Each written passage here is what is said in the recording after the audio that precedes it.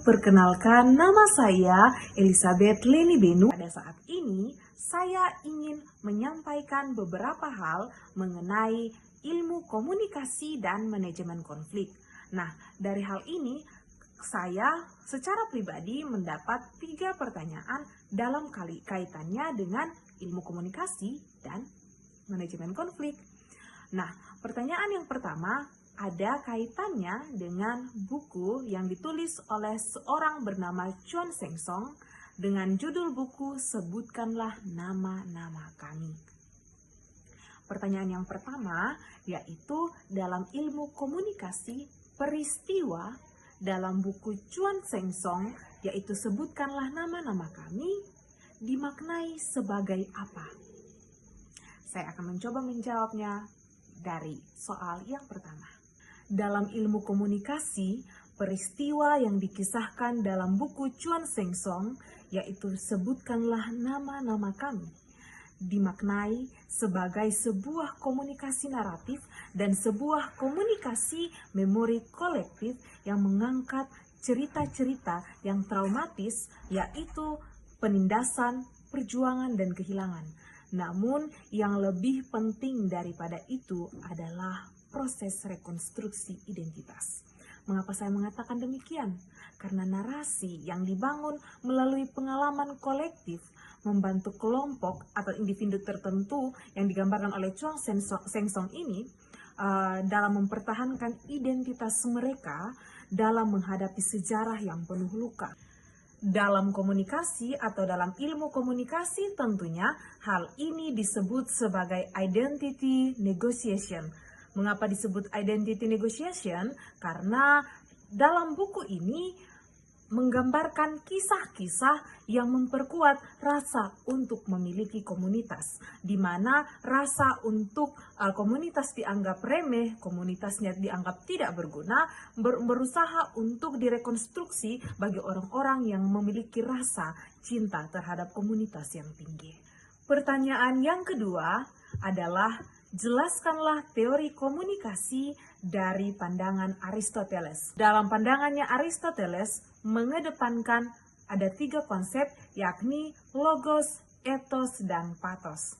Nah, saya akan menjelaskan dari ketiga elemen ini satu persatu. Yang pertama adalah ethos atau kredibilitas. Nah, ethos berkaitan dengan karakter atau kredibilitas dari pembicara, dan Aristoteles di sini menekankan bahwa audiens lebih cenderung percaya ketika seseorang pembicara itu dianggap memiliki wibawa kejujuran, pengetahuan, dan niat yang baik. Nah, ethos ini dibangun lewat reputasi pembicara, bagaimana ia menguasai materinya, dan bagaimana ia memperlakukan audiens. Yang kedua adalah berbicara mengenai pathos. Nah, berbicara mengenai pathos artinya berbicara mengenai emosi. Pathos di sini berfokus pada kemampuan pembicara untuk mempengaruhi emosi dari audiens atau pendengar. Nah, dengan menyentuh perasaan dari seorang audiens seperti harapan, ketakutan, simpati, dan lain sebagainya, pembicara sendiri bisa membuat pesan yang lebih berkesan kepada audiens untuk kemudian ditindaklanjuti oleh audiens.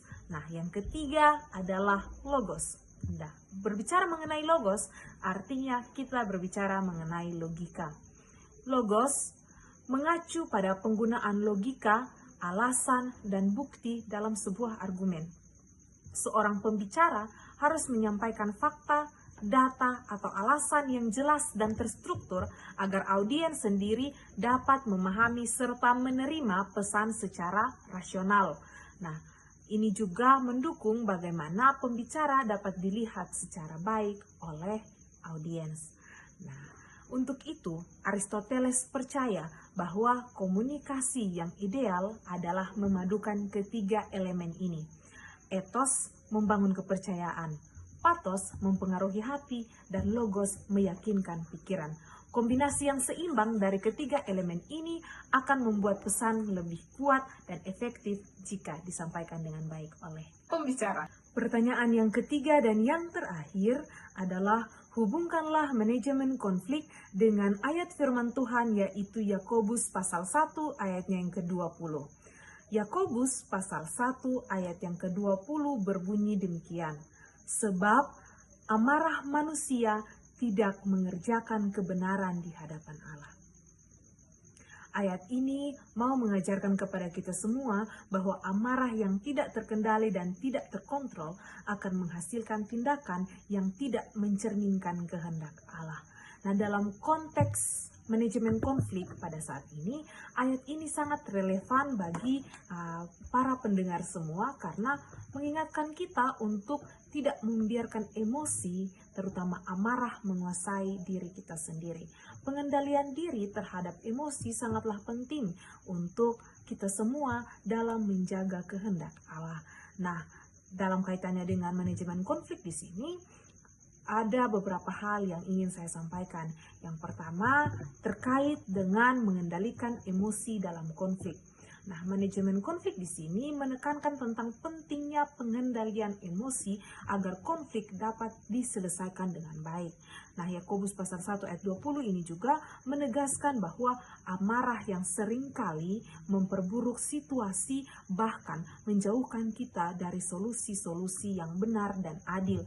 Oleh karena itu, sebagai seorang pemimpin yang baik, kita seharusnya bisa mengelola emosi kita dengan bijaksana. Yang kedua adalah fokus pada kebenaran yang sejati. Nah, ayat ini mengabarkan kepada kita untuk mencari kebenaran Allah sebagai kebenaran yang sejati dalam menyelesaikan konflik-konflik. Nah, alih-alih kita menggunakan kepuasan pribadi dan memenangkan argumen dalam sebuah perdebatan, kita diajak untuk bisa menyelesaikan konflik dengan sikap yang mencerminkan kasih, perdamaian, dan keadilan. Yang ketiga adalah pendekatan yang bijaksana. Nah, dalam manajemen konflik ini, seseorang yang sabar dan memahami sudut pandang orang lain dianggap sebagai seorang pemimpin yang luar biasa.